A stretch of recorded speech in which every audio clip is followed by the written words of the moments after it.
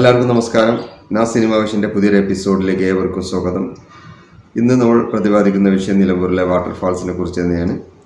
അതിൽ പ്രധാനപ്പെട്ട ഒന്നാണ് പാതാർ.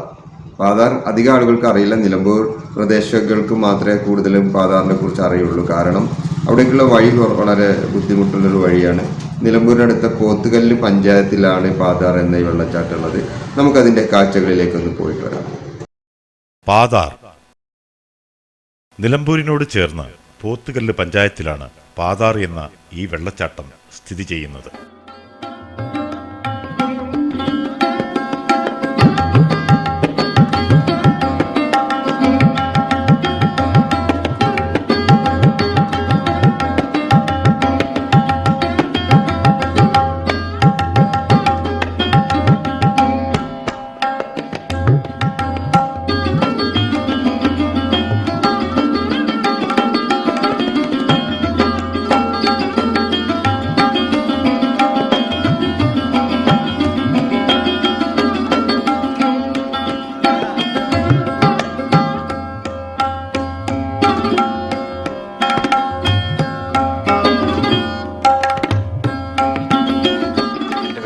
M A Jose. ഞാൻ പോത്തുകല്ല് പഞ്ചായത്ത് പാതാർ വാർഡിലെ മെമ്പറാണ്. എൻ്റെ വീടിൻ്റെ അടുത്ത് ഉള്ളതാണ് ഈ വെള്ളച്ചാട്ടം. പാത്രക്കുണ്ട് എന്നാണ് ഇതറിയപ്പെടുന്നത്. കോണിപ്പാറ എന്ന ഒരു പേരിലും ഇതറിയപ്പെടുന്നുണ്ട്.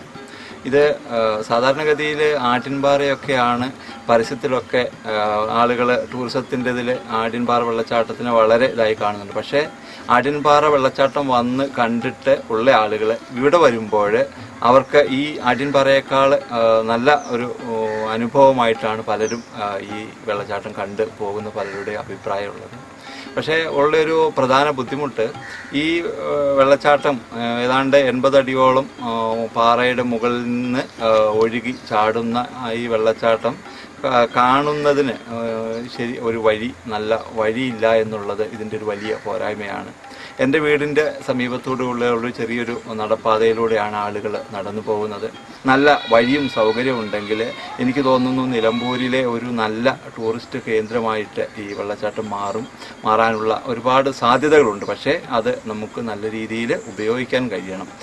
ഏതാണ്ട് വർഷക്കാലത്തൊക്കെ നല്ല ശക്തിയിൽ ഏതാണ്ട് അതിരപ്പള്ളി വെള്ളച്ചാട്ടം പോലെ തന്നെ വളരെ ഭംഗിയിലുള്ള കാണാൻ വളരെ മനോഹരമായ ഒരു കാഴ്ചയാണിത്. ഇത് നല്ല രീതിയിൽ ഉപയോഗിക്കാൻ ഈ ടൂറിസം പരിപാടിയിലൊക്കെ ഉൾപ്പെടുത്താൻ കഴിഞ്ഞാൽ വളരെ നല്ലതാണ്. Okay, come back. ഈ എപ്പിസോഡ് നിങ്ങൾക്ക് എല്ലാവർക്കും ഇഷ്ടപ്പെട്ടിട്ടുണ്ടോയെന്ന് വിചാരിക്കുന്നു. ഒരു വളരെ ചെറിയൊരു എപ്പിസോഡായിരുന്നു പാതാറിനെ കുറിച്ച് നമ്മൾ പറഞ്ഞത്.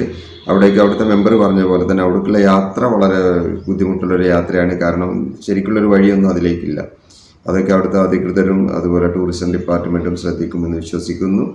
അതിലേക്ക് കൂടുതൽ ശ്രദ്ധ കൊടുത്താൽ നല്ലൊരു ടൂറിസ്റ്റ് കേന്ദ്രമാക്കി മാറ്റാവുന്ന ഒന്ന് തന്നെയാണ് പാതാർ. ഓക്കെ, അടുത്തൊരു എപ്പിസോഡുമായി നമുക്ക് വീണ്ടും കാണാം.